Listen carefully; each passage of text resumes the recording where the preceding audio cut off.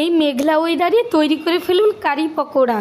একটা বাটিতে 200 বেসন, 200 দই আর একটু হলুদ গুঁড়ো, একটু নুন নিয়ে ভালো করে মিশিয়ে একটু জল দিয়ে ভালো করে ফেটিয়ে সাইডে রেখে দিন। একটা স্টিলের হাঁড়ি নিয়ে নিন, ওতে সাদা তেল দিয়ে মেথি আর 4-5টা শুকনো লঙ্কা, 4-5টা এলাচ আর 1 মুঠো কারি পাতা ফোড়নে দিন। তারপর খুন্তি দিয়ে নেড়ে জল দিয়ে দিন। একটু ফুটে গেলে ওই মিশ্রণটি দিয়ে দিন ওতে, আর একটু জল অ্যাড করে দিন। তারপর মিডিয়াম টু লো ফ্লেমে বসিয়ে দিন। তারপর একটা কড়াইতে সাদা তেল গরম হতে একটা বাটিতে বেসন, কসুরি মেথি আর জোয়ান মিশিয়ে, একটু নুন মিশিয়ে, একটু জল দিয়ে ভালো করে মিশিয়ে নিয়ে ওই কড়াইতে বড়া ভেজে নিন।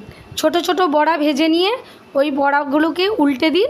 উল্টে পাল্টে ভেজে ওই বড়াগুলোকে কারিতে দিয়ে দিন, ওই ফুটন্ত কারিতে দিয়ে দিন। আর বাকি বড়াটাও ভেজে নিয়ে পরপর তুলে দিয়ে দিন ওই ফুটন্ত কারিতে। তারপর ওই কড়াইতে যেটুকু বাকি তেল আছে ওতে কালো সর্ষে আর একটু শুকনো লঙ্কা ফোড়ন দিয়ে কারিতে তড়কা দিয়ে দিন। তারপর আপনার একটু ভালো মিশিয়ে নিয়ে তৈরি আপনার কারি পকোড়া।